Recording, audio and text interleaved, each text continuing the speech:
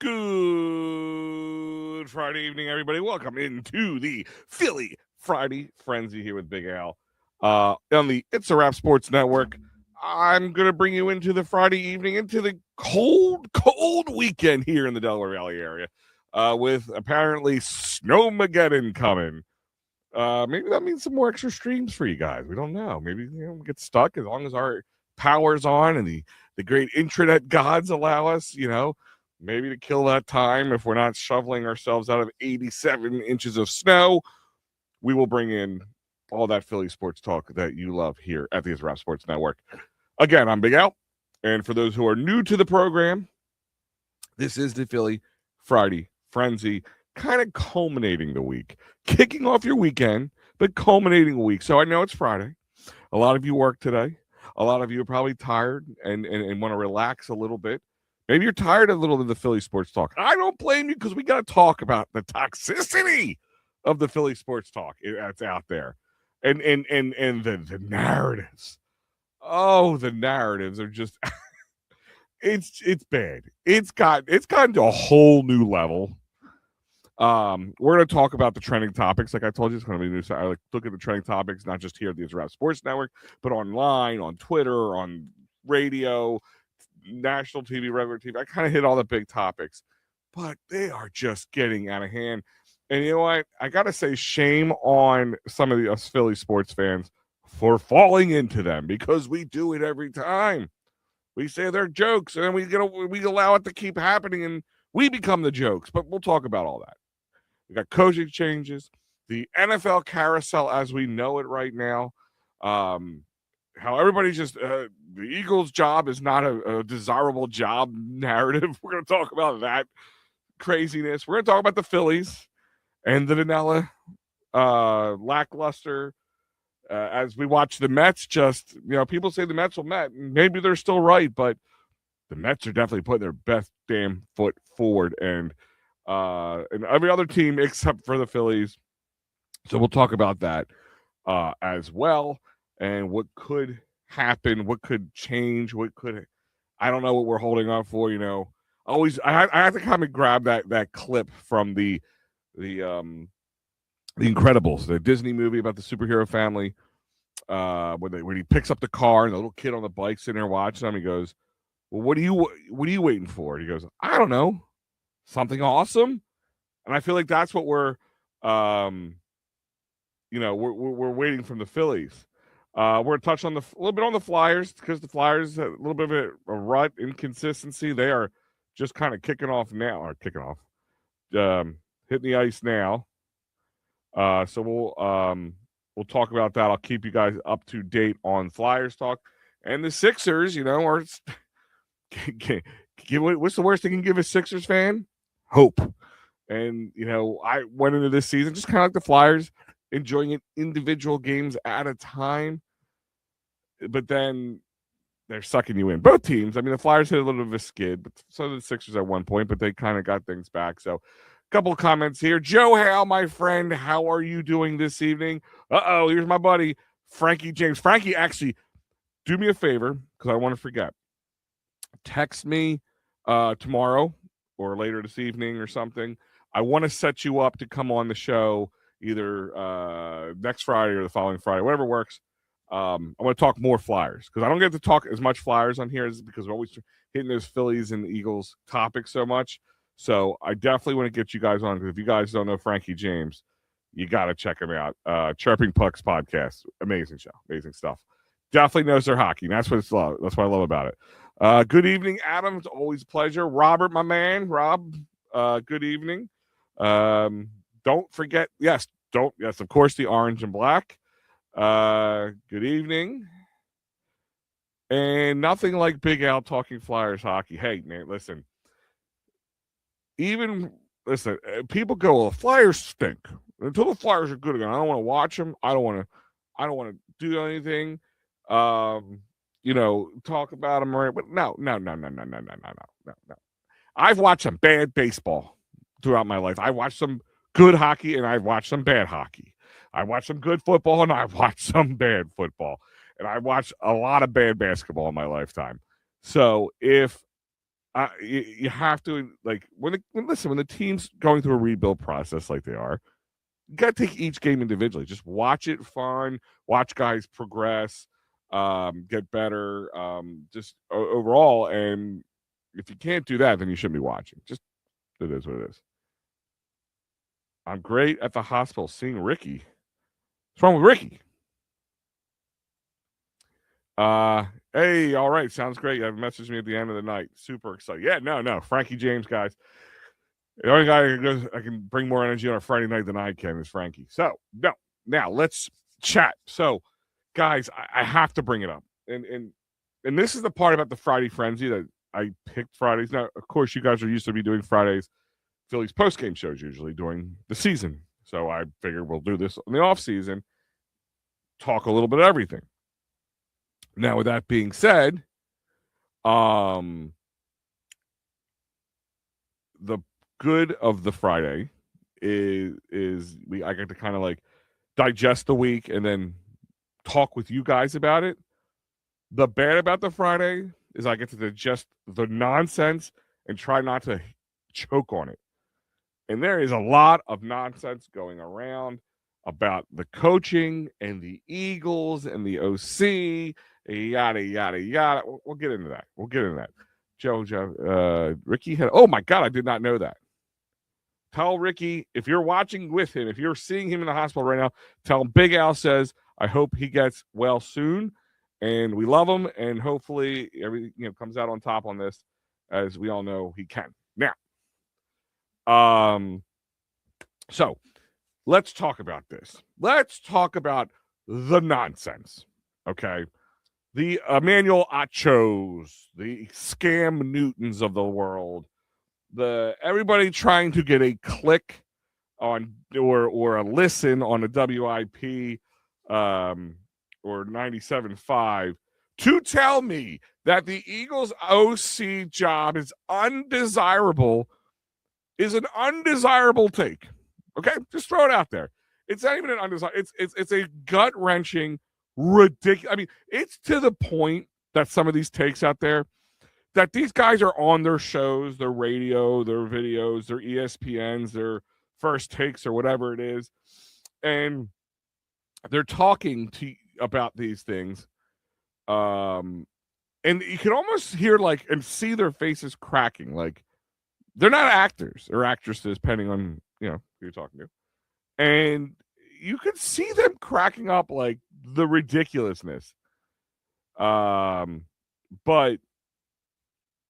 to tell me that the Eagles are an undesirable location, that apparently the new part of this is Jeff Stoutland, one of the, if not the best offensive line coaches in football now in the last decade or longer, is now a problem. And listen, Jeff Stoutland, the O-line didn't have a good year. Was it injuries? Was it coming off of the Super Bowl? Was it a combination of such? Or was it, maybe coaching? Well, I'm not saying Jeff Stoutland's untouchable. I'm not saying Jeff Stoutland is infallible. Those aren't words that I'm using. But it's like, don't judge a man on one bad season when he's had really good seasons. Because even when this team wasn't that good, even in 2020 when this team was horrible to watch, the O-line was always a staple. To tell me, because Jeff Stoutland, who is also the run game manager or coordinator, whatever you want to call him, it's hard for me to believe that he's a reason that he should be a reason that an OC wants to come here. A guy, what does an OC need for a run of play? I don't care if it's a run play, a pass play, a trick play, a motion play, a power eye, whatever it is. What is it, the one thing that you need? You need a good offensive line. And you know me, I love my offensive linemen. I'm an offensive line coach. I've played offensive line my entire career through grade school, high school, and beyond. I've done it, and I enjoy it. So I love it. I will have another offensive lineman for the Eagles to look at in the draft. I talked about Lamu last week. I'm going to have somebody today. It's going to be another name. It's hard to pronounce, but you'll know who it is once I talk about it. But my point is, and I see your comment here. That's right. It's Rob. I know. It's Rob. I see your comment here, Adam. Just pick somebody already. And I agree with you. Just pick somebody. We just need somebody.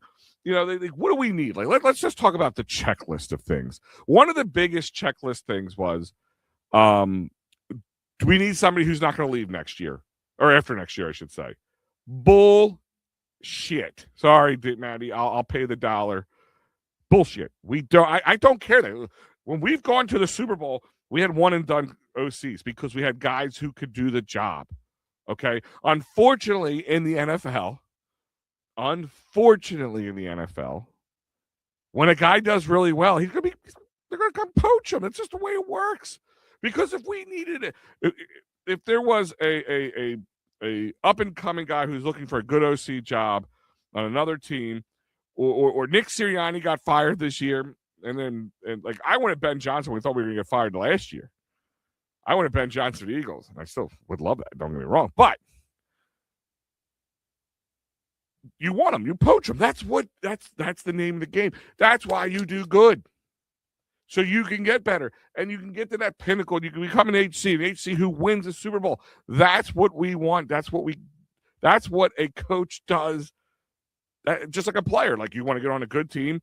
You want to get good players around you. You want to go to the playoffs. You want to win games. You want to go to the Super Bowl. That's how it works. So I don't care about this whole has to be not a one and done. It's got to be sticking around. If you can get that, that's just icing on the top. Cherry on top, whatever you want to call it. I don't think that at all is that a necessary thing. And that's another reason that the OC job should look more tantalizing to a team or to a person to come here. You have one of the best wide receiver duo as long as A.J. Brown sticks around. I'm sure the offensive line is going to make improvements this year, so we're not going to worry about it. Dallas Goedert's kind of a question there, but you got Saquon Barkley and Jalen Hurts. And no matter how you feel about Jalen Hurts, he's a good quarterback. He is a good quarterback. You know, you can teeter on that elite thing, whatever. What makes a man elite? Is it stats or is it production, results? I lean towards the results.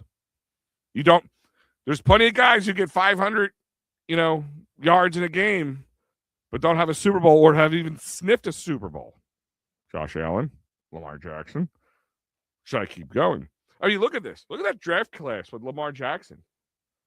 I think you got Lamar Jackson. Who else was in that? I'm trying to remember. That was Lamar Jackson. I'll tell you right now. Baker Mayfield, Josh Allen, Josh Rosen, whatever, and Sam Darnold. Now, if I said to you guys, who in this crew do you think makes the in the 2018 draft class? Who makes it? Who makes it to the Super Bowl first? Baker Mayfield, Josh Allen. I'm sure a lot of people thought was going to be that guy. Lamar Jackson. Sam Darnold is right now knocking on that door come this weekend and has a high chance of doing it. I think that Rams-Seahawks game is going to be a damn good game. It's going to be damn good football. Yeah, two really good teams. So you're going to be watching some damn good football.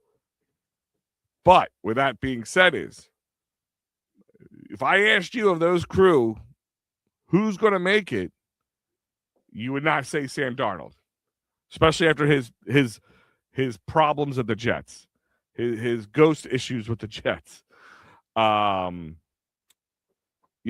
That's it's about to happen. So the NFL has a chance. You can get second chances. You can better yourself. But do not sit here and try to and try to spew at the Eagles have become an undesirable location for people. Maybe there is some things that people don't love about it. Maybe because you have to be hardened and know what you are capable of and not have to worry about the noise because there's going to be noise. You know, I said this earlier this week. You can't be the most passionate fan base and the most emotionally sound base. You're not going to be both. So yes, you're going to get. We live and die by this team. We breathe this team. We eat this. Everything we just soak it in this team. But this is what you have to deal with. You got to deal with the knuckleheads on sports radio. You have to deal with knuckleheads like me. You got to deal with that stuff. If you want to win, though, if you want to prove you're worth your salt, then this is the place you want to be. A former Giants coach is now interested in Eagles offensive coordinator. Oh, that's Kafka. Is it Kafka? Is that who you're talking about, Joe Hale? Every coach has a bad season. Everybody has a bad something, a bad day, a bad year, a bad season. I mean, think about it. Like Andy Reid, right? He came here, was at the promised land a couple times, just kept tripping and just kept falling backwards and backwards and backwards. Like not unlike the 22, like the Philadelphia Phillies with 22. Like you got to the pinnacle, but you just kind of fell short. But then you kept chasing and kept falling backwards. Who would have thought going to Kansas City? Like, he would have turned Kansas City into the juggernaut. Patrick Mahomes wasn't on anybody's bingo card for Kansas City. Second chance, doing it right. Everybody thought barely knew who Shane Steichen was. Everybody just thought these are guys, just flashy guys who were coming in and they didn't know what they're doing and they were going to do anything for it. And then they got head coaching jobs because they won Super Bowls. They went to Super Bowls. Pat Mahomes wasn't that wasn't him. That wasn't. I don't believe that. No, I think you are wrong. Had a bad logo before you fixed that. Yeah, no problem, buddy. Rob, Jalen Hurts is the elite quarterback because he wins, not his stats. That's my point. So I don't see. This is where I think the elite, not elite, thing kind of gets crossed. If you want to go buy a guy who's just going to be like MVP caliber every year, I'm not saying like does he win 100% of the time? No, because nobody does that. This year, he couldn't get it together either. It was not just him. He was a problem. Don't get me wrong. This team was disjointed. You could see it. The offense was disjointed. If it wasn't the offensive line, the running game couldn't get going. The only one who was like pretty consistent was Dallas Goedert in my eyes. Oh, yes, Brian Sunil. Okay, I knew you were talking about. Again, I don't know too much about him. And remember, the sexy picks are always the best picks. The 2 Super Bowls that the Eagles have won was won by coaches that people didn't even know were coaches half the time. Don't tell me you were a big old Nick Sirianni fan before you came to the Eagles. Some of you, now that he even won a Super Bowl, been to 2, still aren't Nick Sirianni fans. Doug Peterson barely did any play calling. Came from Andy Reid, came from the Chiefs. We knew Andy Reid made most of the play calls. Before that, he was coaching high school football, not even college football. And now he won. He gave us Philadelphia Eagles fans that thing that we finally got and we've been waiting for our entire lives so we could just turn that big old middle finger up to Giants fans and Cowboys fans and Washington fans. Well, you guys haven't won a Super Bowl, so well, F you, we got one. Yeah, now we got 2. Okay, 2 since the time anybody else had 1 before. Giants had 2 before that. Dallas and Washington 107 years ago. Okay. Rob is saying Seahawks will win the Super Bowl. It's very possible. From the AFC standpoint, no matter what, you got Stidham. Then because now Knicks is out, which what a crazy turn of events what that was. Just a way, like the emotional roller. Could you imagine this was Philly? If you could imagine that happened in Philly, the way we are so emotionally roller coaster, like people would still be climbing greased up poles in Philadelphia right now, or right by the time they announced that news, and then they would be ripping them down. So, I mean, I think the Patriots have the best chance of winning, obviously, but they're still young. They, they're not perfect anyway. Seahawks are just a really dangerous team that people kept looking past, me included. This guy right here. How many times I said this year, Seahawks, they're okay. They're not bad.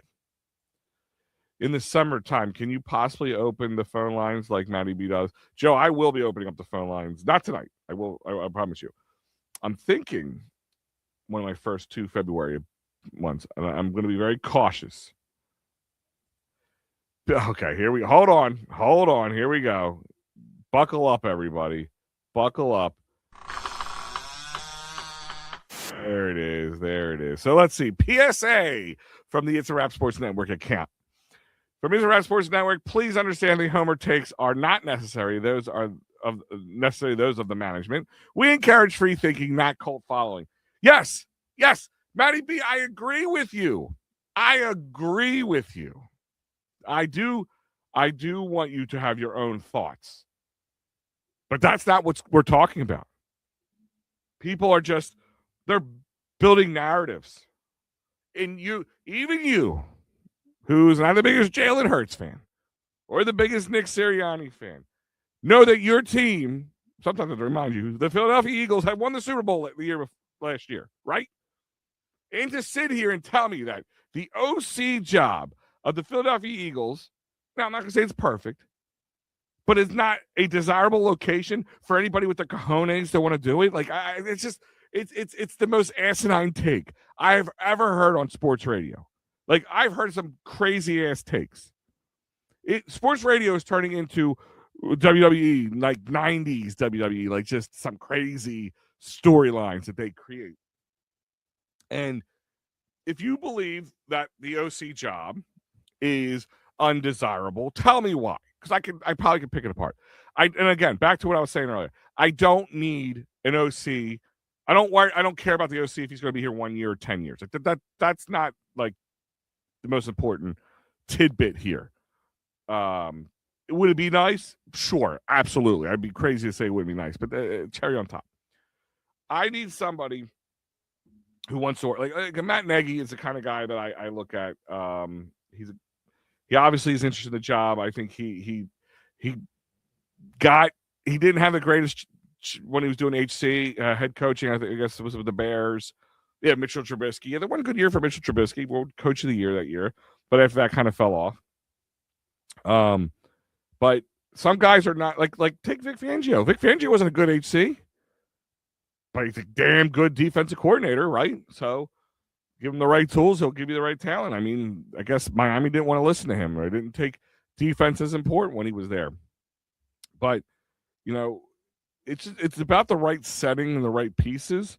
And I just want to know somebody who could take these puzzle pieces and make them fit together appropriately. There is flaws in the game. There's flaws in Jalen Hurts' game. There's flaws in A.J. Brown's personality. There's flaws with the offensive line this year, so it needs to upgrade somehow. I think they need to start really looking about the future, even if Lane Johnson comes back. And that says I say that as an if because I don't know. I don't know. Liz Frank's a bitch. Matt Nagy, like I know he's not the most favorable, but tell me why not Matt Nagy. Just tell me why. He's worked with the great Patrick Mahomes. I mean, here's my thing is, all right, fine. I'll take your Mikey P. I'll take your no Nagy, but let's talk about the ones that people really wanted. McDaniels and Dable, like were the big names. Dable came from Josh Allen, the great Josh Allen. Be careful when I say Josh Allen. Matty B gets tingly in all the right places because he's a closeted like Bills fan. Maybe I don't know. Maybe he's living too close to there now. But no, listen. I really like Josh Allen, but he can't call him a winner. He gets good stats, but if Josh Allen was here in Philly doing what he's doing in Buffalo, I don't think we would be giving him the same love as we do from afar, because that's the problem what we do. The grass is always greener. Is there any there's any other time where we're not always looking across the fence there. Why isn't Deuce interviewed? Listen, I have nothing against Deuce, but I'm guessing Deuce doesn't have that as much to offer as we think he does. Maybe we put him up on a pedestal. I mean, we didn't give him a chance here. He didn't get a chance in Detroit, and Cleveland, I think, was the other place. As far as I know, I don't even know he's got an interview outside as a courtesy interview. His name hasn't popped up once. I think we just have to move on from the Deuce Staley thing. Maybe he just isn't a good offensive coordinator, or at least they're not seeing it. They just rehired Eric Bieniemy in Kansas City, but here's a guy who was like this maestro of offensive coordinators, and then he left because they wouldn't. Of course, they weren't going to give Andy Reid's job out for him. So then he went to Washington and had problems there. And he went to college, and then he's back now, and he's been bouncing around. He hasn't got an AC job. Why is that? Well, maybe there's a problem with him. Maybe like Chip Kelly-esque. Maybe he's got like some problems that way. I don't know. There is a problem with him. But he isn't getting HC interviews. And we're at an unprecedented time where head coaches and offensive coordinators and defensive coordinators are being jockeyed around. Like what it looked like from the beginning of the season to the end of the season is going to be completely different. Matty B is a good guy. Matty B is a great guy, Rob. He really is. Me and Matty B just like to go back and forth with each other. We're like if you didn't know any better, you wouldn't think we were good friends because we're always poking at each other. But we're actually very good friends, and we respect each other's takes a lot. It's just, we clash in the way we look at things. Everything I say is from a homer standpoint. It can't be from an analytical standpoint because it's not an agreement or it's sometimes more positive. I said around week 5-6 that the Eagles should have bring in an offensive consultant. I got pushed back by people. Mike, I agree with you. I don't know about 5 or 6, but I was around that time. I agree with you. I actually said why they should have brought Dable in then, like towards the end, halfway through the season, when he got fired. Bring Dable in because if you think he's going to be a possible offensive coordinator in the future, get a feel for him now. See if he has good chemistry. See if he has good ideas, and then you would be at the head of him. And listen, none of these guys, like even McDaniel said, I'm going to LA. I'm going to the Chargers to work with Justin Herbert, the biggest choke artist of them all right now. But if I get a head coaching job somewhere, I'm going to change my mind. So nobody's committed to anything. And I'm telling you right now, John Harbaugh, after that Bills job came a knock in, was probably kicking himself. Absolutely kicking himself. He probably like, did the ink dry on that contract yet? Because I'm going to just throw my hat in the ring over here. Head CEO who needs a bodyguard on a sideline. A QB who does not read defenses well and does not throw the ball down the middle. Having to be accountable to a moron on the sidelines. Is that the undesirable aspect, Matty B? There's bodyguards on the sideline, which is Philly. It's famous for it. There's Sean McVay, the great Sean McVay, has a guy that has to pull him back because he can't keep himself off the field. Is he an idiot? Listen, Nick Sirianni is not a perfect coach in any which way at all. You're not getting that from me. There's times I don't want him here. He makes me scratch my head. But I go back to Madden. Like, that's how I look at it. I look at Madden. Like, when you're creating a player, right? When you do create a player and you have, like, agility, speed, strength, focus, all those kind of things. In some areas, Nick Sirianni would have high numbers, but in certain areas, he'd have low numbers. Number one, probably the lowest number, you have a 0, is his interviewing or his post-game interviews but that's not important. But play calling, because that's why. Here's the thing: is I don't think anybody's looked at this from this point of view. The flaw with Nick Sirianni is that he is not an offensive coordinator, and he really wasn't before. He was a wide receivers coach, right? I think he may understand what it does to call a game, like from a head coaching standpoint, but from a complete X's and O's, no. And I also think that's what happened with Kevin Patullo,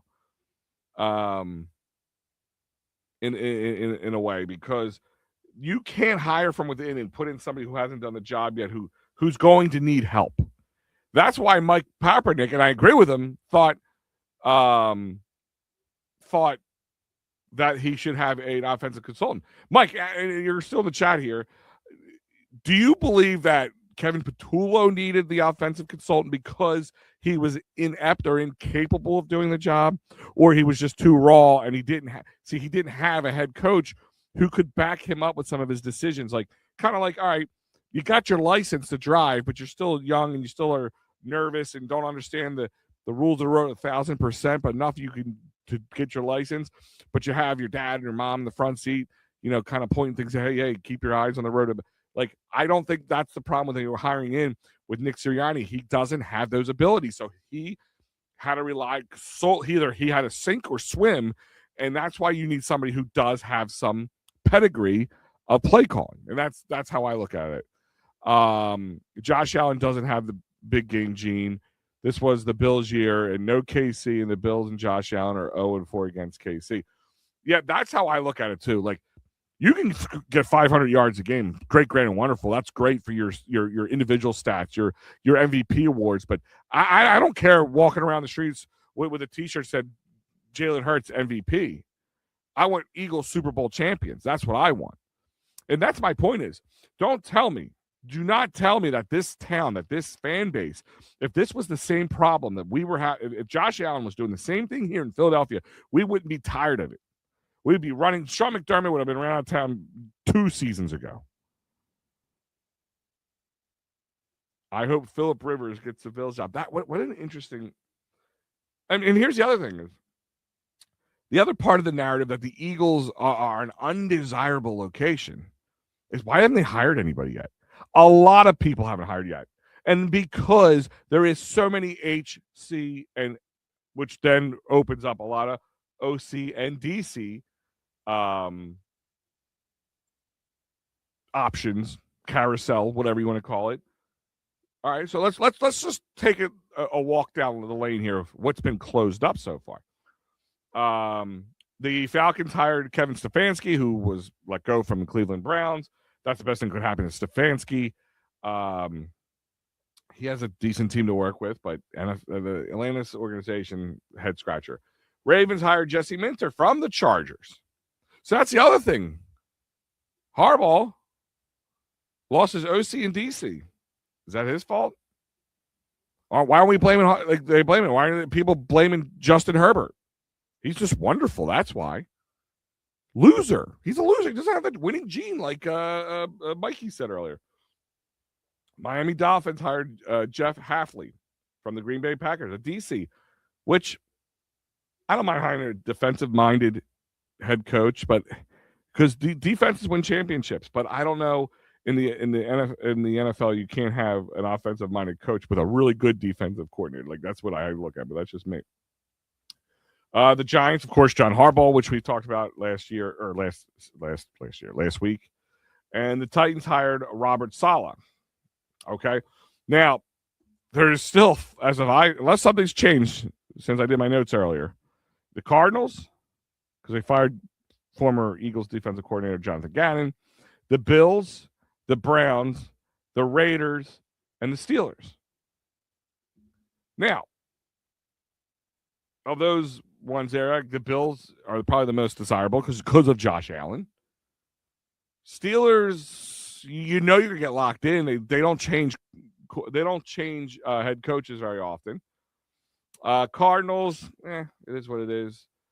Browns and Cleveland. Now, that's probably an undesirable location because you're set up to fail. Like, when was the last time that any player, any coach came in there and had any real success? That's my point. Like, that's the craziness. Name me two teams who use the bodyguard system. I don't know. They have security up and down the line. Matt, I worked for the Philadelphia Eagles When they first opened at the link, okay, I worked in the executive kitchen, so I took care of all the suites and all that kind of stuff. There was security up and down there. Okay, I've told you before the whole Big Dom thing. There's more to that story. I just won't talk about it on the air. I know they're like, "Oh, what a jerk thing to say." Like you're going to say something like that and say you want to talk about it there. There is a theory that I don't like saying out loud that is pretty sound and it makes a lot of sense. And I'm not and Big Dom deserves his job and he's become some sort of cultural icon. Actually, to nauseam alone. There's times I'm tired of hearing about him, you know. But they have bodyguards or security. He's just head of security. It's not a bodyguard so he can, you know, maybe they keep him out there to make sure he doesn't get excited and run his mouth. Ben Johnson was running his mouth after the Browns went over to Green Bay. Barely won that game. You know, what's the guy from Detroit? Why am I completely blanking on his name? Campbell. That dude will run his mouth. He's passionate, excitement. Like that doesn't bother me like it bothers everybody else. It only bothers you when you're losing. That's what it is. If you're winning, you don't care. You know, winning solves all. You know, it solves all. Well, I don't know him that much. I don't know Matty B that much. You're lucky. The reason the OC carousel is because Sirianni was an OC before he got here, and we found out he couldn't call plays. That's why it all started. He wasn't really an OC. He wasn't. He was a wide receivers coach. I think he was helping call plays at certain times, and he's not. He's not a good play caller. He's like any Joe playing Madden. Like you look at the play right there, and you call maybe a play that may work there. A good OC it's like chess. He's got his plays in his head. Like if this works, if this goes this way, I have these plays ready. If this goes that way, I have these plays ready. If this goes south, I have this play ready. Like that's what a good OC is. That's the difference, is knowing your next 2-3 steps ahead of them. You know, that it's a beautiful mind in OC. You know what I mean? In a DC too, and a coordinator, like especially in the NFL. The flaw with Nick Sirianni is he's Robbie 2.0. He can't make a football decision. I disagree with that a little bit. Maybe in like a typical play calling, I mean, some smaller ones he can. But for the most part, have we really gotten on him about like time management? For the most part, I haven't really got on him about culture in the locker room. I mean, sometimes the culture goes south. Don't get me wrong. It hasn't always been perfect. But, you know, 2023, even I was talking about getting rid of him at one point at the end. Like I said if he was the problem, if they come out and they do an internal investigation, he's the problem, then yeah, he has to go. And they even came out in 2024 like, that early bye week saved his job and our ability to win a Super Bowl. Number 2. If Josh Allen was a QB of the Eagles, when would we be living in the Eagles dynasty? Refer back to number 2 on why no one wants to come here. Oh, hold on. A QB who does not read defenses well and does not throw the ball down the middle. Okay, so let's do that. Josh Allen's turnovers is a lot higher because he's a gunslinger, and that's what gunslingers do. So he is a more protective quarterback. He probably knows his weaknesses. Yeah, he doesn't throw down the middle a lot. I'm not going to sit there and argue about that. But he does occasionally, but he doesn't do it a lot because that's one of his weaknesses. Every quarterback has got weaknesses. A good OC and a good quarterback learns to move around them. You're just mad because he hasn't evolved into a perfect quarterback. And I'm not telling him he's perfect because nobody's perfect. And Patrick Mahomes is perfect. Should they get rid of him? He had a bad season. He had a much worse season than Jalen Hurts did. Should they get rid of him? I mean, it's just say you had Josh Allen on this team, that it would be a dynasty. That's fraudulent. It's fraudulent. You really can't say that, because up until like the last 2 years, he's had good wide receivers to throw to.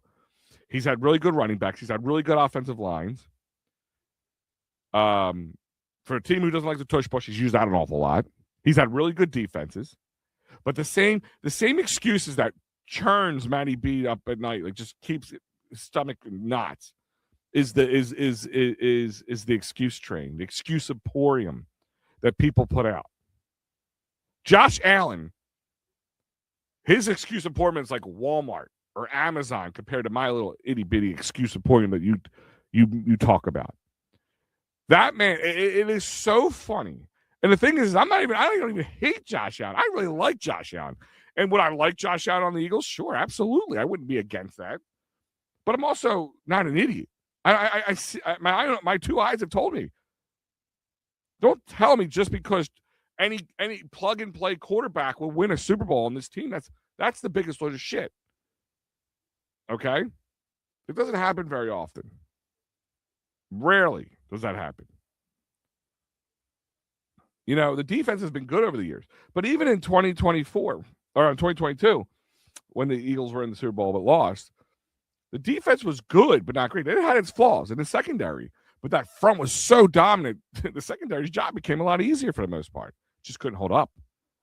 They had to make changes. They had to bring Vic Fangio in. They had to make changes so they could solidify. And then what do? They handled Patrick Mahomes and the Chiefs. But so did the offense. Chiefs had a really good defense. Jalen Hurts doesn't go against Patrick Mahomes. His teams do, but they don't physically. Patrick Mahomes isn't playing defense. Jalen isn't playing defense against Patrick Mahomes. Try loving the name of the front of the jersey, not the back. See, I'm not. See, you're wrong. If I didn't love the Eagles, I wouldn't have watched the Eagles in the late 90s into the early 2000s. Because they didn't have a lot of big names outside of Randall and a few other guys. They weren't a great team. Same thing with the Phillies. Can you name anybody from like the 94 Phillies to 2001 before like Jim Tomei came? Like that really made you feel special? No, I watched all that. So don't. This is the same thing they do. Like when you don't have, when I'm making a point, this is the backup. This is the card we play. I'm not defending Jalen Hurts and telling you that he's perfect. And I'm not telling you like you're telling me about Josh Allen, you plug and play him on the Eagles, he's going to win. Could Josh Allen succeed with yeah, a lot of teams could. A lot of players could because of how good this team is. But there is guys who can still not just win because they don't have that win gene, that ability to get over the hump.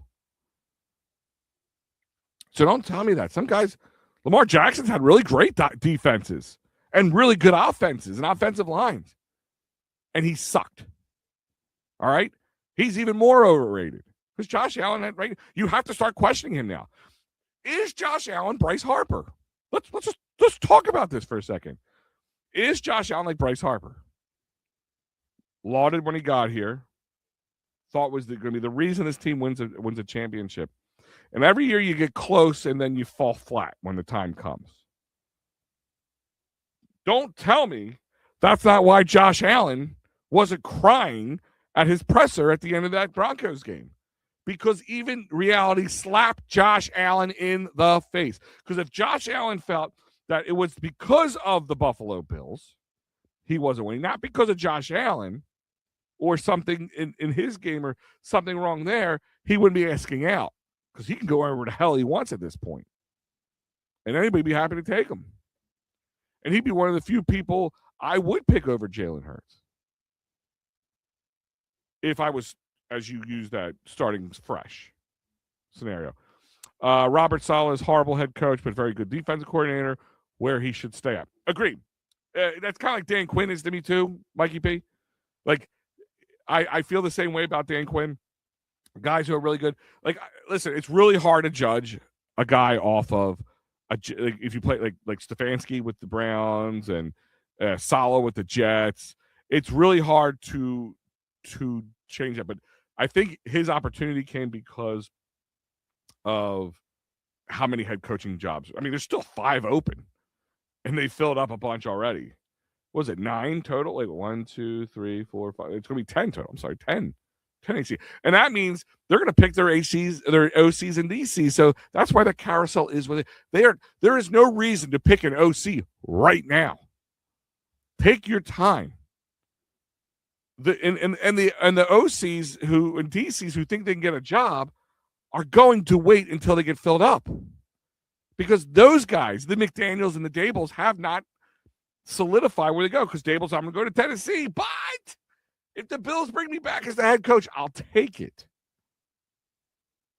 So what does that mean? That means they're waiting for these things to get filled up, okay? That's another reason the OC hasn't been filled yet, right? And we don't know. I know the term is Jim Bob Cooter might be a guy. People just want to like saying his name. I know. I think it's funny. It makes me giggle a little bit. Slowick's another name that's been thrown around. I think his brother too has been thrown around to fill in for Christian Parker, who now is DC for the Dallas Cowboys. Good luck there, pal. Liked you? No, I hate you. Sorry, just how it works. So there's all that. Remember, everyone, when you are ready for the real story, check out the final word with Matty B. Kool-Aid not supplied. I don't know. I think if anybody's Jim Jones here, bro, it's you. Because it's not a narrative. Tell me, how am I been wrong on anything I've said so far? Like, seriously, not that we all have to agree with each other 24/7, but what if I said it's been wrong? Like, I'm not sitting there, I didn't say Jalen's perfect. I didn't say it was Jalen Hurts this, and if Jalen Hurts left the Eagles, hey, you're now not my guy anymore. But I'm also not blindly following him. Again, there's success. And we always said, like Rob Thompson. Well, Rob Thompson wins a World Series. His manager status goes from like good to really to great. I mean, that's just kind of how it is. Kind of like Charlie Manuel did. He just got his done early. I don't know if Rob gets his, but that's kind of how I look at it. He got his, and so Nick's going to get what he wants. But don't tell me he's not on the short leash. I think he's on the shortest leash he's been all. Yeah, I think he was close to getting fired this year. I mean, reports are out there saying that he was a chance of him getting fired. Tell me what Sirianni's actual job is as a head coach. Well, here's the thing: is I'll kind of give it to you backwards a little bit to explain it, Mike. Take guys like we were just talking about, Robert Saleh, a really good DC, right? Maybe Jeff or McDaniels would be better off as an OC because he couldn't cut it as an AC. There is a lot to do with it, and if you want to be a play calling HC, that's a lot harder because you got to do a little bit of extra work now. He is a guy that keeps things together. He brings a lot of passion, and the guys, you seem to buy into what he's given, whatever it is. He buys in, and he's a team or a players coach, as they call him. So he is he's the manager in that sense. He manages that corporation, if you want to call it, because that's what it's like. You guys use the CEO. I'll use the CEO idea. He's not going to call plays on offense or defense typically. He shouldn't be, at least. Maybe putting his 2 cents in, don't get me wrong. He's there for the scheming overall. But individually in the moment, no, I don't trust him there. That's where he's weak at. But he's really strong in other areas, which have led us there. Maybe if there was another good head coaching candidate, could we have done it with Vic Fangio and Shane Steichen and all them? Sure, possibly. And I'm not saying Sirianni's untouchable. If they have another year like this year or lesser, I think he's gone this year, to be honest with you. If they have a big drop-off again, I think he's gone. Well, thank you, Matt. Always a pleasure. I lived through Nick Leva. Oh, and Marion Campbell. I know bad. Yeah, you did. Yeah, I mean, I remember Marion Campbell, but it's just, listen, there's sometimes bad, and that's how you know somebody's not following a guy for his way. Listen, I liked McNabb, but I also was very critical of him too. It's just out of sight, out of mind sometimes. People talk about certain players like Allen Iverson. Let's take the Allen Iverson conversation. I get roasted for this. I think he's kind of propped up a little too much. Now, let me just point this out. He was one of the best players the Sixers ever had, especially in the last 25 years, 26 years, whatever it's been. That's not what I'm saying. I'm saying is his personality defects, his maturity issues were a big reason, and the Sixers organization giving him really nothing to work with, why he didn't get over the hump. And we laud him. We laud him because the last time the Sixers won, I was just born. I was 6 months old, 1983, by the time they won that world championship. And that's the closest they've been. Just kind of like the 93 Phillies were a little bit. Love the 93 Phillies. I was 10 years old. That was my sportsdom, right? That was the foundation brick for my Philly sports love, right? Watching my uncles and my cousins, just watching it, talking about Mike, from talking about Mike Schmidt and it's the Mickey Mordinis and all that stuff, and John Crooks, Lenny Dykstra's, Dutch, all those guys. That's where I fell in love. It wasn't just because they went to the World Series. Because if it was just that, the rest, I would have stopped watching baseball for years to come. I would have. So yeah, I mean that's my thing. Joe Hale, Flyers just scored. Yes, they did. I missed it. Let me give you the info because I missed. I was intrigued. Oh, who was it? Owen Tippett. That's right, Owen Tippett, with the assist by Cam York. So I wanted to try to keep up on that, but it got me going. Look, we're almost an hour into it. I haven't even touched on the Phillies yet. I kind of don't want to, but we'll get to it. We haven't touched on some of the other stuff. The only QB I want, if the Eagles could get, is Joe Burrow. Now, Joe Burrow, I agree. I would say my top 4 quarterbacks in this league right now: Patrick Mahomes, Josh Allen, Joe Burrow, and Jalen Hurts. Trying to think if there's anybody else I'm just completely blanking out on. Those are the guys I would want. Those 3 guys I would take over Hurts if I couldn't have Hurts. Joe Burrow, though, I do worry about injury. But you have to see how they work things out too, because I know Jalen Hurts had a big contract, but the way they stretched it out, the way he did things, I mean, would Joe Burrow allow that to happen? Because that's also a reason. That's the outside stuff more than just the skills of the quarterback, the mentality. Would I like to see? Here's a slap against Jalen. Buckle up there, Matty B. I'm not. He's not my guy. Just a second. I would like to see. It's funny how I would like to see less talking from AJ, but more talking from Jalen. Like being a little less stoic would be nice. But everybody's got their pluses and minuses, and like AJ Brown, I'm a little annoyed with him. I'm kind of over him, to be honest with you. And what we can get from, because a lot of, they're best friends. He's his godfather to his son, or whatever it is, or whatever their familial connection is. That doesn't mean anything, especially when you're dealing with a diva. Okay, so I want AJ Brown to stick around from a pure talent standpoint, because to replace him would be very difficult. And I love Devontae. Flyers scored again. Looks like I caught that out of the corner of my eye right here, watching it on my iPad. Who was that? Barkey. Man, Barkey is really turning heads. But where I kind of lost my train of thought here. Sorry, guys. I was just trying to catch up on what was going on. So that's my point. Is I would like to see, but like Jalen, like AJ Brown, maybe run his course. But if you can get a 1st round pick and maybe a 5th round, then you're going to get more for him than you got when you traded for him, or you gave up the trade for him.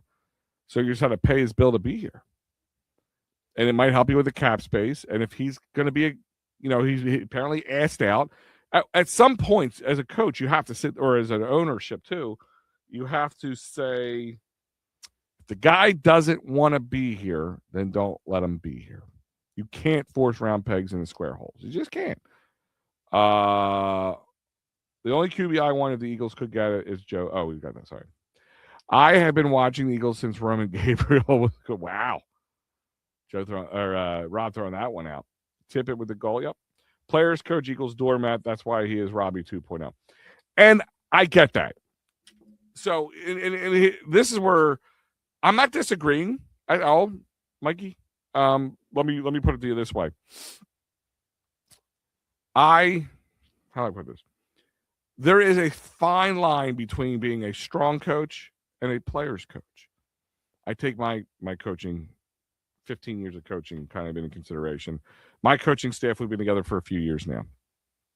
And I'm newer to their staff. So I'm not either OC or DC. I work with the DC as well as the OC because I'm the line coach. I'm kind of the in-between guy, but I also do help with some of the play scheming, depending on the defensive scheming, because I do have the background in that. And the guy he might be watching Vinny, so I'm, talking about this guy. The guy who's the HC, he's more of a player's coach in a sense. Like he buddies with them a little bit. I'm a little bit of the hard-nosed coach. I'm the disciplinarian, like dad lets everybody get away with it. Mom comes home and like lays the law down, or vice versa, that kind of thing. So sometimes that's the dynamic you need, and that's just not his dynamic.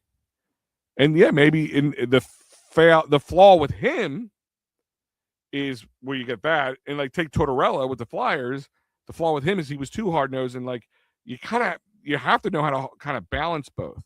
And that's what I think he does better than a lot of other people give him credit for, to be honest with you. Joe Burrow injuries are cause of no offensive line. Well, yeah, preach to the choir on that one, Mikey P. I've been saying that for a while. But is that his fault? Because, well, him and the Bengals a little bit, because they had to pay him a lot of money, and then their guys are up and need a lot of money. They got nothing to spend. You got to hope you can draft your way through it. You're going to have to wait for a couple drafts to get there or get lucky. Damn, you are young. I graduated high school in 83. Rob, I do love when people tell me I'm young, but I don't always feel that way. 43, I just turned 43 early in January, and I don't know. I don't feel young all the time. So let's talk about a couple other things, because like I said, we are an hour into it. We haven't even touched on any of the topics. We talked about AJ Brown, and Mike's jumping in here. If AJ is traded, then only then we will hear what happened to the offense this year. I don't know, because do you trust the guy's a diva telling you like it's not his fault? It's kind of hard to believe. There's always two sides of every story, or three sides to every story, we always say. There's there's the in between. And I'm not saying it's all on him, and I don't believe they were buying what he was doing. And I think Kevin Petullo was in over his head, and Nick Sirianni couldn't back him up because that doesn't have that ability.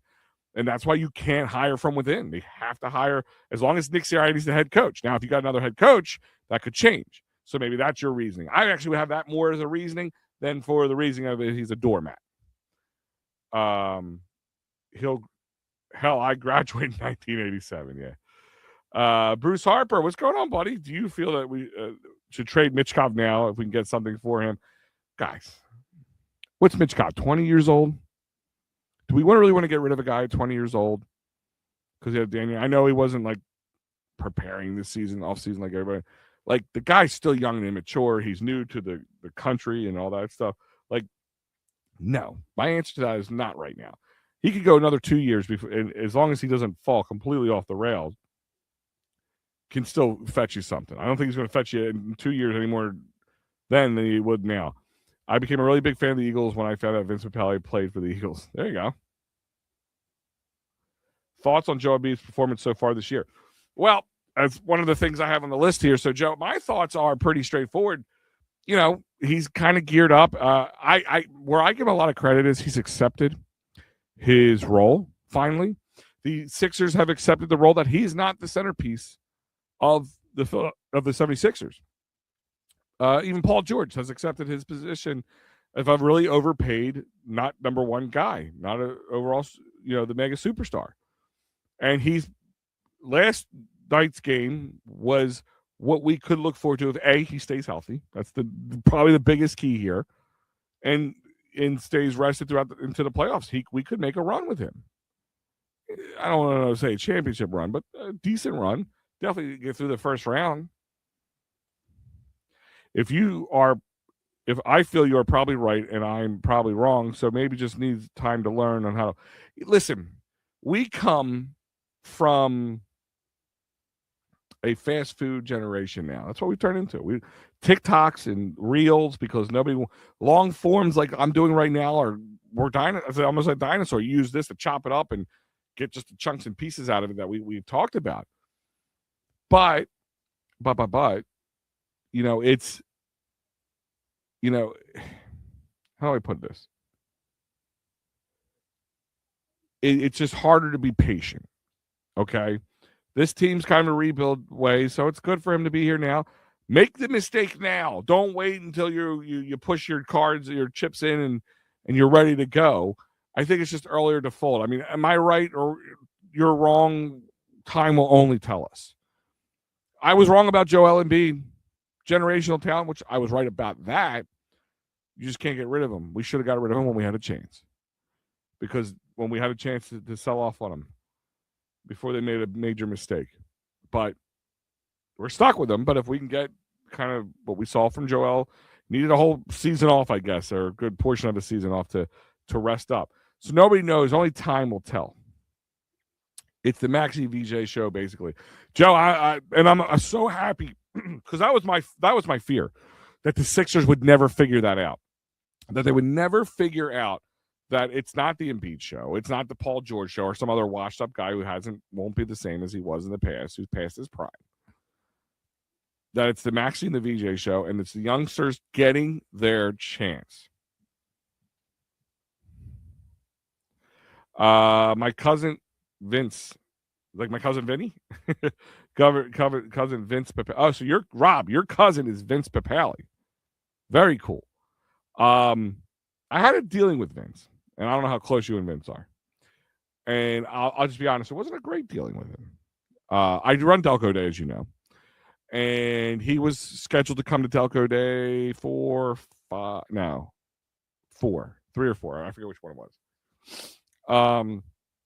It was right before the pandemic, and Vince kind of no-showed us because something came up that the Eagles were at some country music concert that was going on the same time, the same day.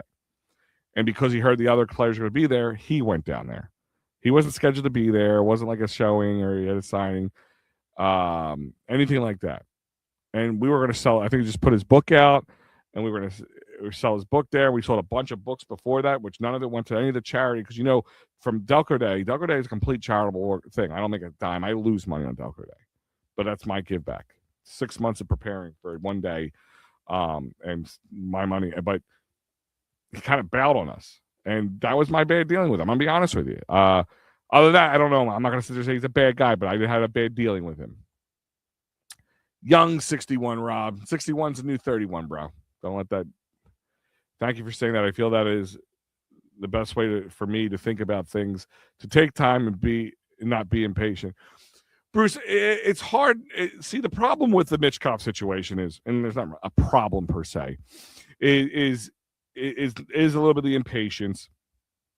But when you hear a guy isn't really trying or preparing the way he should be, you would think should be preparing, or we would hope he would be, especially the Flyers hockey. We just want Flyers playoff hockey. Oh my God, I would pay for that so bad. More than I want Phillies playoff right now. No, I can't really say more, but pretty damn close, because there's just nothing like Flyers playoff time for me. But he's 20 years old. You could let him make his mistakes now. I mean, I think we all expect him just to be this phenom. But he's not. But he's a really, really good player. Really, really good player, and he can be. He just needs to focus. A big cultural change and shock for him. He's completely away out of his country, and maybe he gotten a little. And this is kind of this. Bruce, this kind of helps me with my Nick Sirianni take. It's really hard to train these guys, because there's an emotional aspect to it. And there's an emotional aspect to the game. Just like, guys being a jerk, the coach just yells and screams at you. That's not the way of the world anymore. Is that not the way I like it? No. But is that just the way it is? Yeah, unfortunately. We got to be prepared for that. I hope Painter will be a star. We're going to talk about that in a moment. You and the Phillies organization really pushed all the chips in on Painter being a star. I'm saying the Phillies will not win more than 90 games. That's right around what they won last year, right? Was it 92, 93, something like that? What they won last year. That's not what I'm worried about. I'm worried about them being prepared in the playoffs. Like that's the key thing. They can get to the playoffs. And do you want Rob to be completely and utterly honest? I hope they don't get in at the top spot. I mean, the way it looks right now, it's going to be really difficult. I mean, we don't know what the Braves are going to look like. The Mets are definitely trying to make a super team of sorts. The Marlins will Marlin, and the Nats, they just had a big trade and everything. So I don't care. I actually would prefer the Phillies not being like the number one choice or the number two choice to win the World Series this year, or the number three. I would like them to have a chance. I seem to work better from behind, but things have to change. Like, because I think part of the Phillies' problem was after 2022 was like, well, people think we're a scary team to play. We're destined to be there. We'll turn it on when it gets into the kind of like what Saquon said about the Eagles. Well, we'll turn it on when we get to the playoffs. That's not a good sign. Not a good sign of a strong team. And they kind of had this entitlement, the Phillies. And I think that's been kind of part of their emotional part of the problem, not the whole problem. Let's look at some of the trending Phillies conversations. Of course, they re-signed JT Realmuto, as we talked about, 3 years, $45 million. That's great from an Andrew Painter standpoint and catching prospect standpoint. But of course, the Bo Bichette situation, really, we were being pawned. We were being used in that situation. But then the content thing says Dombrowski's, he might be good with certain things, but he's dumb with the words. Like the not elite thing with Harper. I mean, I don't know. Was that the good thing to do? Time will tell on that one. Like, did that light the right fire under him? Honestly, I'm not disagreeing with him because he hasn't been playing elite. He hasn't been playing healthy elite either. So that's time will tell. But is it showmanship a little bit? Like, oh, we're content, but we're going to try to get there. But what are you going to do? Luis Ariz is a possibility. Offensively, he could be an upgrade. Defensively, he's going to be a downgrade. He probably if you put him at third base, he will be just maybe as good as Bo, maybe a little less defensively, but offensively, I think he'd be a lot better. And he's just the type of hitter he is makes him more intriguing to me. Okay, so he's your fourth cousin. Okay, but I don't know if you guys talk or go to family dinners or anything like that, but like I said, I don't want to seem like I'm bashing your cousin or anything, but I'm just giving you an honest to goodness dealing truth with him. But the missing out on stars, Bo Bichette, Luis Roberts Jr. Okay, I'm not as upset about that one as the Bo Bichette one. I don't know if anybody else wants to agree or disagree with me on this one, but I'm not like, he had one good season. One good season. If you look at the rest of them, he's mediocre at best. So I'm not a big feeling it's a big loss with Luis or with Luis Roberts. Luis Robert, whatever it is, Robert Roberts, how do you say it? It's okay to get a little problem with Vince. I will not hold it against you. Thanks, bud. No, I'm just saying, like, I'm an honest guy to a fault. The Castellanos trade speculation thing, that's the other thing. Like, are we getting rid of him or what? Is as I do you, my friend. But I mean, I think we're just going to take a loss on. He's going to be just a giant. You can't bring him back. Can't put him on the bench. It'd be malignant to do that. Like, it'd just be wrong. But the Harrison Bader conversations come up. I'll take a flyer on Harrison Bader for a year or two. I'm not overpaying him. Maybe $15 million. Like, I pay him the same amount, maybe JT, but not 3 years. 2 years, maybe 3 years with a club option. That's how I look at things. JT is, he's needed because pitching because you talked about, I hope Bruce said it. I hope Painter will be a star, and we all hope Painter will be a star because we put our eggs in that Painter basket. He was quote unquote untouchable for a very long time. Now he came off his surgery. He didn't have a great return in the minors, so we got to hope he's healthy and ready to go. But you got the Zach Wheeler questions. Oh, and this conversation is going to come up in a minute too. I want to get your guys' take on it. Aaron Nola. Aaron Nola's got question marks. And then Andrew Painter's got question marks. So that's something I look at. I'm not upset about Bichette because the buffoon manager would have had him fourth would have batted him fourth as you, Robbie, would never mean Schwarber from the second. Listen, I said the Schwarber, you want to pay him $150 million. You want me to just swallow that? Guess what? Bat him fourth. So here's my thing is, tell me you wouldn't like this, if this is the way it would. Trey Turner, Bo Bichette, Bryce Harper, Kyle Schwarber, Garcia, like that 1, 2, 3, 4, 5 punch wouldn't be terrible. That would be great. Even Harrison Bader in that 2 spot, I wouldn't hate. It would be definitely a downgrade. But the problem is, we're going to do. You're going to get a 4-man platoon in the outfield, so you can't play him every day. So that's the other part. Schwarber's going to clog up the DH spot, so there's the other part of things. So that's why they really need, if they want to kind of reel me in a little bit, bat him fourth. That's what would reel me in, Mikey P. I hope Wheels can come back as good or almost as good. Bruce, I agree with you. Thoracic outlet surgery. It's not a disc herniation. It's not a fracture or a tear. It's a nerve injury. And there's types. There's different. There's vascular, thoracic outlet. There's different types. Of the type he had was the one that was the less of the severe, but I've seen people have them and feel worse afterwards than they did before. So I know there was, let me see. I have the information here. So Zach Wheeler is making progress from a left lower back issue, they call it, having a heavy workload last week and playing catch from 90 feet, but there is no official timetable for his return. So some positive news, but not like over the moon news. Phillies team is third place at best, with only 2 legit starting pitchers, with no question marks in Sanchez or Luzardo. Yeah, you're right.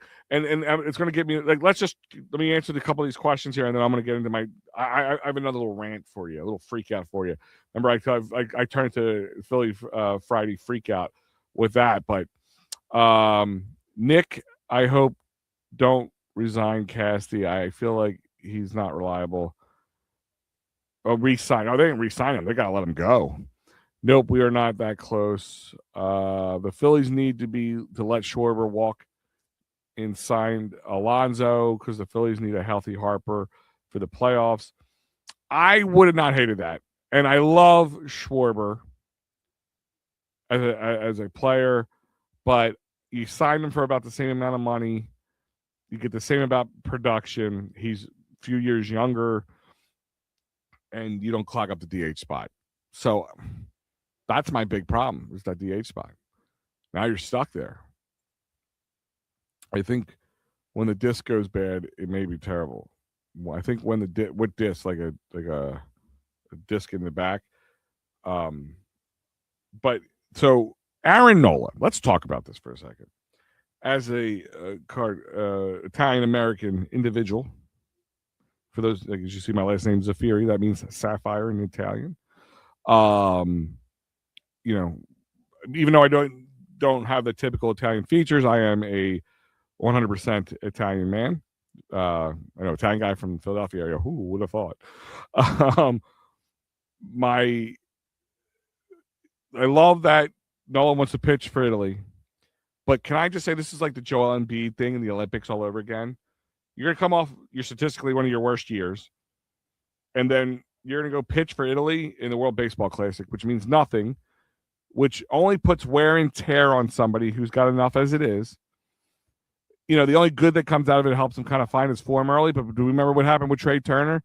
World Baseball Classic, he was hitting the cover off the ball.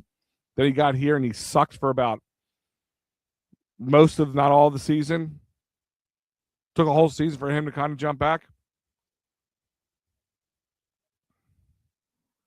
I just it's the most asinine thing. World Baseball Classics, Olympics, that's wonderful for them from accolades and adding it to their personal. And maybe if we won a championship in the last year or two, I'd be okay with it. But no. You come off one of your statistically bad years, and you're gonna go pitch for Italy in the World Baseball Classic.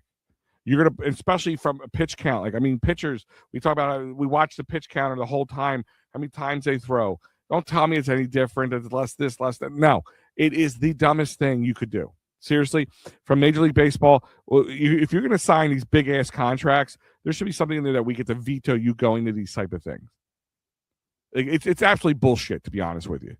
It angers me because we know that Nola needs a bounce back here, and I don't see how the World Baseball Classic helps that at all. And I love the World Baseball Classic. It's one of those non-league things that I do love, kind of like I'm not a big fan of most all-star games outside of baseball and hockey. But like World Baseball Classic is up there as one of those extra things I love to watch. Olympic hockey is one of those things I love to watch. Me and my son, my 10-year-old Mikey, will sit down, and he's actually gonna get to sit down and just really watch Olympic hockey for the first time in his life and like truly understand it. He's getting into hockey a lot, which is fun from a father standpoint. Letting him find his own way and really like it for himself, not because dad likes it. That kind of thing. But I think it's the absolute stupid thing to do right now. This team needs every little advantage they can get. And there was a report out that the Dodgers were like, that Philly was going to be a tough win for them, and they were afraid to come to Philly and afraid to play Philly and all that stuff. I'm not afraid of them. They were the only ones. Schwarber isn't a one-trick pony. Not last year, but he has to do that again more years before I agree to disagree with this, I should say. Harper will be asked to be traded by after this season, in my opinion. That'd be kind of ballsy on his behalf, but I wouldn't put it past him. Nola pitching World Baseball Classic is horrible after the season he had. He should be focusing on the season coming up, as he is the X factor of the starting rotation. That's my point, Mikey. We are on the same page on this one, bud. Okay, I 100% agree with you on this one, because that's exactly what I'm talking about. This needs to be a turnaround season for him to make that contract not be an albatross. Like that's what it needs to be. And you're going to send him to a meaningless thing to pitch against tough talent and put wear and tear on his shoulder and arms, which he's been overworked for a guy who got the contract he has. And he has a few more years on his contract after this year. It's completely asinine. And when I saw it, it made no sense. I had the same take on the Joel Embiid and the what's it called? Olympics. It blew my mind. It's selfish. It really is a selfish thing. I don't want to see Schwarber in it. I don't want to see Trey in it. I don't want to see Harper. I don't want to see any of these guys in the World Baseball Classic. I want these guys focused. Just like I think it was Bruce Harper. Who was it? I talked about Mitchkov. Should we give up on Mitchkov and trade him now while he's worth something? Like, because he wasn't preparing. This isn't preparing. This is a selfish cause. It's the same thing as padding your stats, in my eyes. It makes no sense. It helps us out nothing, and it puts more wear and tear on your body. These athletes and their contracts, like, I'll tell you something. I've done a lot of events, running Edge of Philly Sports and other things in the past, where we worked with people like athletes. Jordan Mailata, let's take him, for instance. I did a thing with him. A couple of the other linemen, Juergens, and some former players as well. In their contracts, a guy couldn't swing a wiffle ball bat. One of those guys couldn't swing a wiffle ball bat because it's in their contract. They don't want to hurt himself. But they can go play in the World Baseball Classic. They can go play in the Olympics. I mean, why didn't Dombrowski or the Phillies, any of them, come up to him and say, listen, Aaron, and put their hand on his shoulder. We understand it's a great deal, a great honor to represent a country in the World Baseball Classic. But we need you, and we need to bounce back. And we're we're putting a lot of stock in something that's kind of a rerun. So we need you to focus here, and we think it's just not a good idea. That wasn't said. That I don't get that. Schwarber is a one-trick pony, meaning he can only DH. Okay. Yeah, I mean, he could play left field here and there, but that doesn't help us. We would need a guy more for the infield in my eyes. Rob, I don't know how many guys here are Delco guys, but Big Al and I are great Delco. Yes. Delco through and through, Delaware County, for those who don't know who Delco are, especially some of you guys are from out of the area. We just see Philly from a different angle. That's all. Great show, Big Al. I'll see your show Sunday morning. I have to take one of my tenants to work. Rob, it's always a pleasure, my friend. Be safe, especially with the snow coming on. Don't shovel your own snow. Just let somebody else do it because it's not healthy. I think we're getting towards the end of the show. A couple of things to catch down. Ranger Suarez to the Red Sox. I mean, I'm upset. I love Ranger. Would love to keep Ranger. He would have been nice to keep around. We weren't going to pay him that money. So, who would have thought Ranger and Nick Pivetta making this kind of money 5-6 years later? Weston Wilson was designated for assignment. They were trying to make room on the roster, and that blew up in their face. And the Orioles said, we'll take him. The 9 minor league signings and invitees, the club resigned veteran left-hand writer Tim Meza to a minor league deal, and with an invitation to spring training. And, of course, Crawford and Aiden Miller were among 27 non-roster invitees to Major League Camp. Do the Phillies buck the trend and maybe let Aiden Miller get a chance, especially if they want to trade away Alec Bohm? I doubt it, but we'll find out. I feel that snow shoveling can be dangerous if you're not very careful. From your back and your heart, actually, Bruce, to give you complete honesty. If you're over the age of 45, it can actually trigger heart disease and heart attack especially if you're not a healthy individual to begin with, like high blood pressure and all those kind of things. I invested in a snowblower for that reason, and 3 boys. So even though this man does most of the heavy lifting, part of it's a little bit of my my ego, As long as Robbie is managing his team, we will not be World Series as manager. And please, people, stop living off 4 years ago. I agree about living off 4 years ago, and I'll be honest with you. His numbers speak for themselves, but they're all regular season numbers. So kind of like Josh Allen. I'm going to make fun of Josh Allen. I'm going to make fun of him. He's got a good stat pattern, but when it comes to it, it's fallen short. And I really thought he was done at the end of the season. Just the way it all ended between the season before, the way I was pissed off with him. I kind of want him done after that Mets series in a year before, to be honest with you, because of the way that was handled. I agree, Mike. Please be careful, Al, as even the snow machine is hard to turn in the snow. You can hurt your back or heart. Absolutely, Bruce. Absolutely. That's why the boys are going to be helping me out. Plus, I use it. I tell my boys, my football players, go out, make a little cash. Man, I used to make a mint back in the day in the 90s, shoveling snow for people. And that was a lot less money back then. I used to make pretty damn good money. I could come in with a few $100 at the end of the day. Me and my buddies would go hit houses together, pull it all together. And I remember one time we had over $1,000 between 3 of us. We were like over the moon. Like, we didn't think that was possible. We just kept shoving the money in our pockets. One lady even bought us like pizzas and stuff. Like, it was crazy. So I put a little post out for my boys, like, hey, Clifton Heights football players, you want to work on your strength? Grab a shovel and help a neighbor. That's how I look at it. So, did I miss a score? Did the Avalanche score? Yeah, I missed that. Sorry, guys. Parker Kelly scored. I have a neighbor with a snowblower and 2 cases of beer. That's a smart man. My grandparents, we always had a neighbor.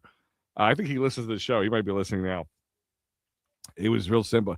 Anytime a snowstorm came, like the beer distributor was, "Oh, are you really stocking up?" I'm like, "It's not for me. It's my grandfather." And they're like, "Sure it is."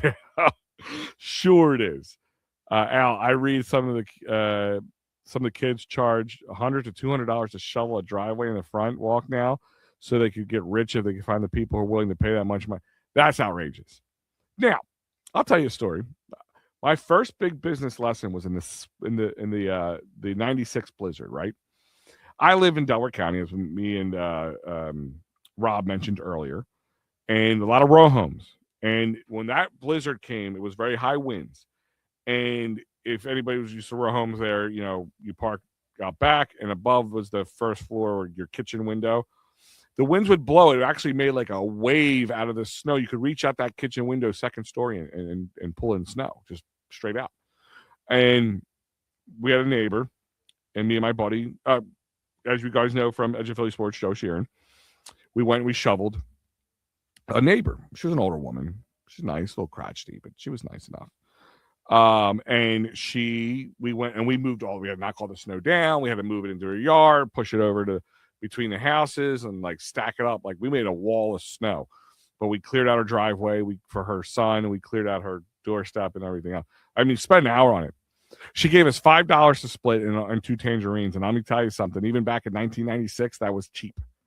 That was cheap. And you know what I taught me? Set your price before you do the job.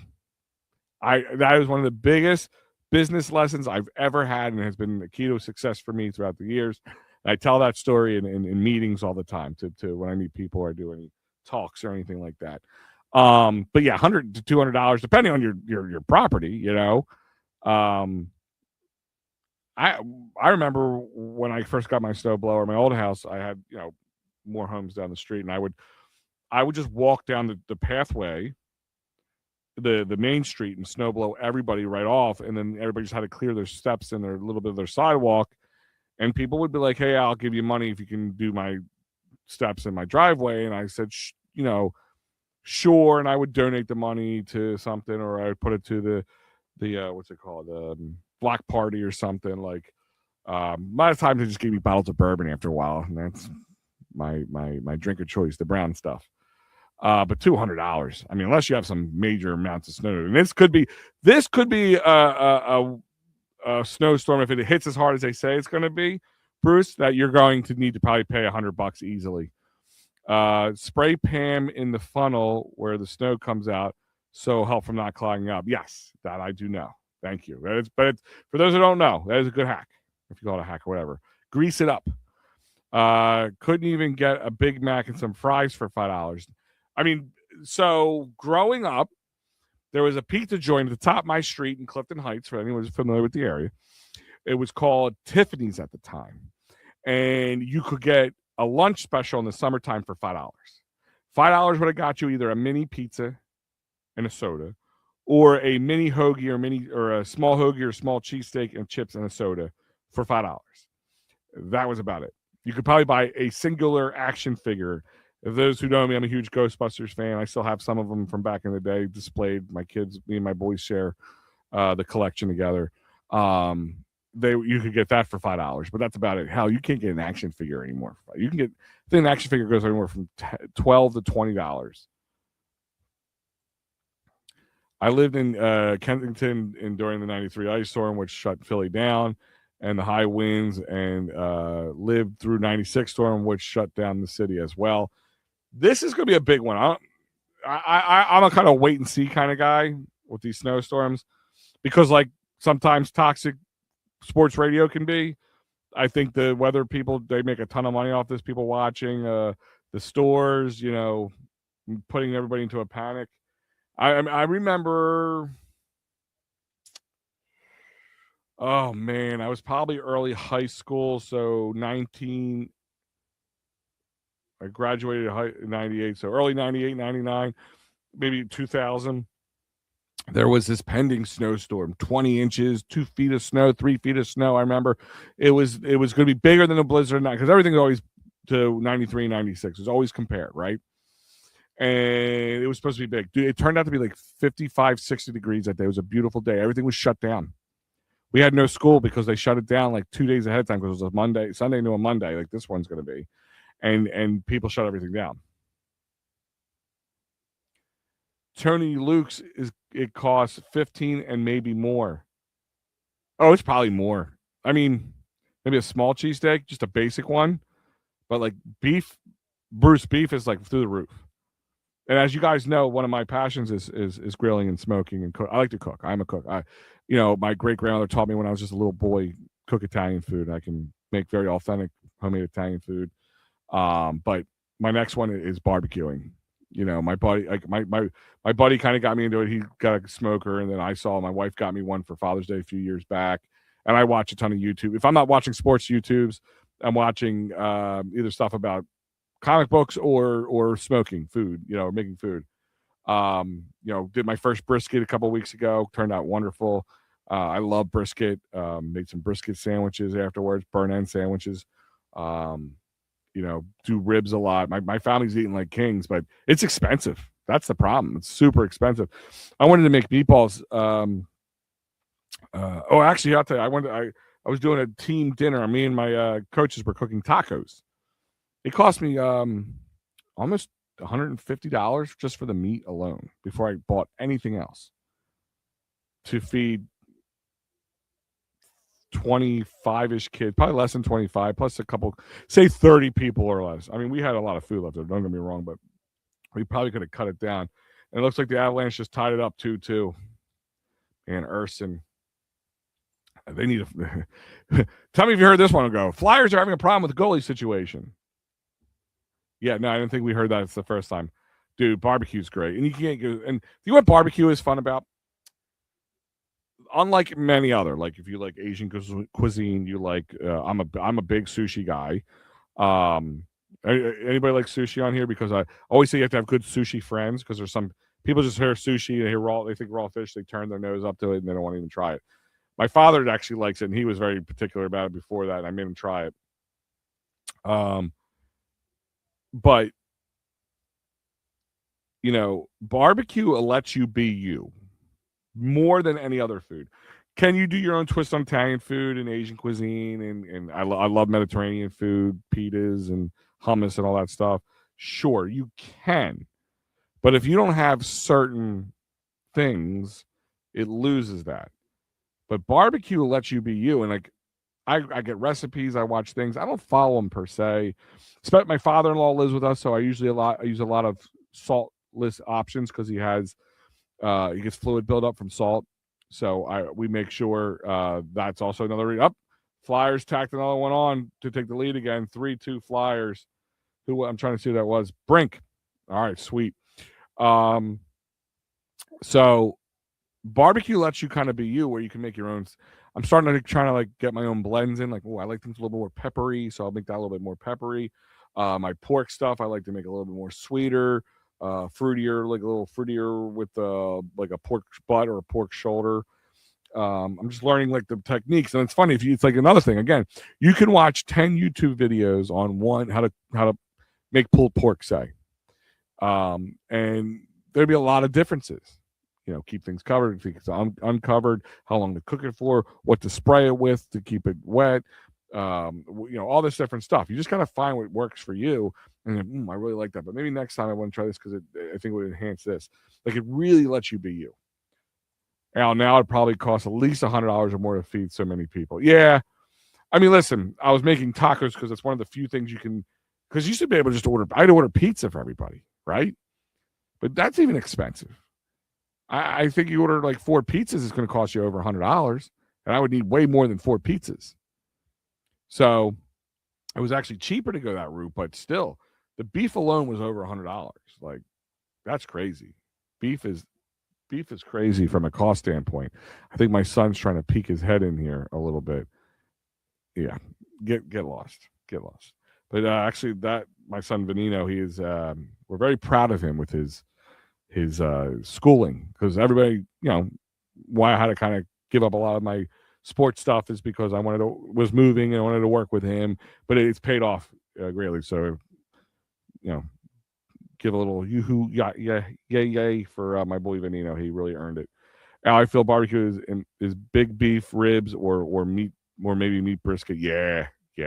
I like to. Have you had those dino ribs, like those beef ribs that are so big, they're like this thick, up and down? Like, I have to try them, but they're not easy to come by around here, and they're uber expensive. So sorry guys, got off on a tangent, but I think we hit all our Phillies things. I want to touch on the coaching carousel, the draft buzz. Let's talk about the draft because offensive line is definitely a spot I want to focus in on.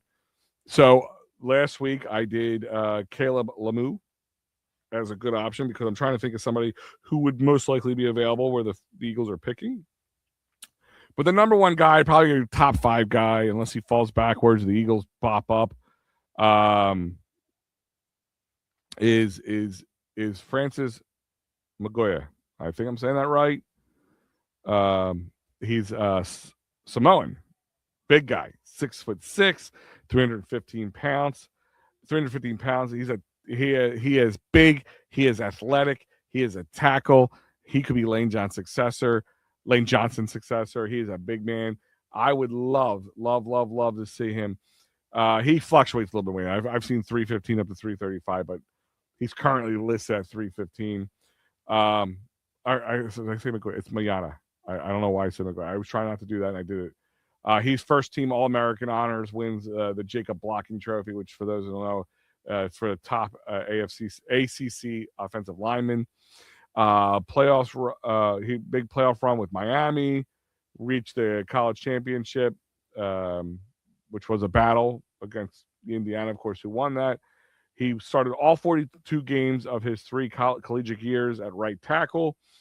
According to PFF, he allowed 0 sacks and only 1 quarterback hit during the Miami 4 playoff games. That's huge. Like I said, 6'6", around 315 to 330. Elite power. I mean, just nasty. Like he can finish. He can get around guys. Like a guy's try to like a defensive tackle tries a more athletic one because that's usually what it is. I mean, the defensive tackles are usually more athletic in the sense he is very athletic, but with power, he can move. They had him tracked at 18 miles per hour in agility. And he can really mirror those twitchy, fast edge rushers. He did play exclusively at right tackle Miami, but with his ability, he could excel at any position on the line. And Colorado just tied it up 3-3. God damn, Urson. So where he's raws, he tends to maybe overstep. Because he's so aggressive, it's like a gunslinging quarterback. When you're gunslinging, it's going to happen. And that's the same thing here. He's considered top 5. I have a feeling he's going to be like a Giant or something. To be honest with you, I wouldn't be surprised if he's a Giant, or even Arizona. They're going to be looking for offensive line help. But if he could fall back, that'd be amazing. But I highly doubt. I highly doubt. The next one is and would be, and I'll probably say more for next week, Spencer Fano from Utah. 6'6". He's about 300 pounds. I know a lot of people like Caden Proctor, and he might be another guy who's available in that time, maybe in the early second round. He's 6'7". He's 360 pounds. He's a big boy. He has nimble feet. I would like to see him as an option as well. How he will translate in the NFL will be a question. Can he do it? Yeah, this is my favorite and my girlfriend's favorite. Maybe them made them in September, and it was the best barbecue I ever had. Yeah, I heard that was. I got them from Sam's Club. All right. I'll have to check that out. Joe, thank you very much. So that's about it tonight, guys. I know we went long tonight. It was Friday. I'm full of energy tonight. I wanted to talk with you guys, and I want to thank everybody for joining me tonight, guys. Remember, check out the It's Rap Sports Network. I'm sure you might even get a little extra freebies this weekend because of this impending snow. I don't know. You never know. I'm not going to make any promises. You got the best of the It's Rap Sports Network coming tomorrow. So anything you missed this week, Maddie replays it for you. So you got that going on. You will have the post game tonight. That is with Mikey Lara. All right, my partner in crime, Mikey Lara, will be on tonight. Then again, me and Mike Lara, Sunday morning while we're digging ourselves out of a snowstorm, we'll pop on from 9 to 10 or a little bit longer, depending on how much snow we get at that moment in time. And then, of course, the only thing that's going to be colder than the snowstorm is the final word with Matty B. So, guys, check that all out on the Rap Sports Network. I'm actually looking forward to the Seahawks game, Patriots game. Bruce, let's go Flyers. Absolutely. Let's see if they can bounce back from this. It'd be a big coup for them. Colorado being 34-5-9. It's the big. It'd be a big upset win for the Flyers to keep it steady here. So that would be amazing. They just can't. They're allowing too many shots on goal right now. It's 23-11 comparatively, and Urson isn't going to allow that. Things are going to slide through. So I will talk to you guys. Stay tuned for Mikey after the end of the game. Other than that, guys, enjoy the rest of your night. Be safe. Don't get hurt with this crazy snow. And we'll see. I'll see you next time.